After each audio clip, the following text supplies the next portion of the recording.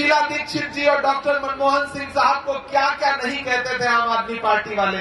यही केजरीवाल साहब, यही मनीष सिसोदिया साहब जंतर मंतर और रामलीला मैदान में खड़े होकर के इस सदी के सबसे शरीफ प्रधानमंत्री डॉक्टर मनमोहन सिंह साहब के बारे में क्या क्या नहीं बोलते थे।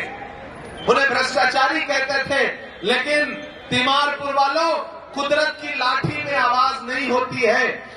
जब डॉक्टर मनमोहन सिंह साहब अभी कुछ दिन पहले इस दुनिया को छोड़ के गए, तो उससे पहले ही अरविंद केजरीवाल जी ने वो दिन देख लिया था कि एक सच्चे और अच्छे इंसान पर जब आप कोई झूठा लांछन, झूठा आरोप लगाते हैं तो उसका बदला ऊपर वाला लेता है। जो अरविंद केजरीवाल डॉक्टर मनमोहन सिंह साहब को भ्रष्टाचारी कहते थे, शीला जी को भला बुरा कहते थे, प्रकृति ने डॉक्टर मनमोहन सिंह साहब की जिंदगी में दिखा दिया कि वही अरविंद केजरीवाल और मनीष सिसोदिया साहब भ्रष्टाचार के आरोप में जेल काट करके वापस लौटे। यह कुदरत का इंसाफ है जो प्रकृति ने उनके साथ किया है।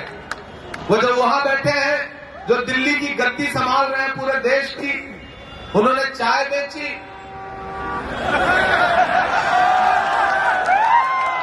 और फिर ये जो छोटे वाले हैं उनके छोटे रिचार्ज, इन्होंने फिर कंपटीशन में शराब बेची। दोनों के बीच में कंपटीशन चल रहा है, एक ने चाय बेची, दूसरे ने शराब बेची। याद है 2014-15 में एक छोटी सी वैगन आर मफलर लपेट के खांसते हुए आते थे कि नहीं आते थे? जब देखिए किसी न किसी पोल पे चढ़ जाते थे, वो पोल पे चढ़ते थे और आपको चने के झाड़ पे चढ़ा देते थे। मेरा मानना है कि नरेंद्र मोदी जी जुमला देने में अगर 100% है तो अरविंद केजरीवाल जी 300% है। बड़े बड़े जुमलेबाज इन दोनों के सामने टिक नहीं सकते। खुद की खांसी ठीक कर ली, पूरी दिल्ली खांसने लगी। हुआ है कि नहीं हुआ है? खुद का मफलर उतर गया।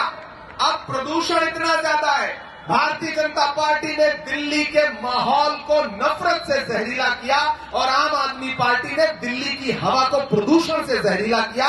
ये दोनों गुनहगार हैं दिल्ली के।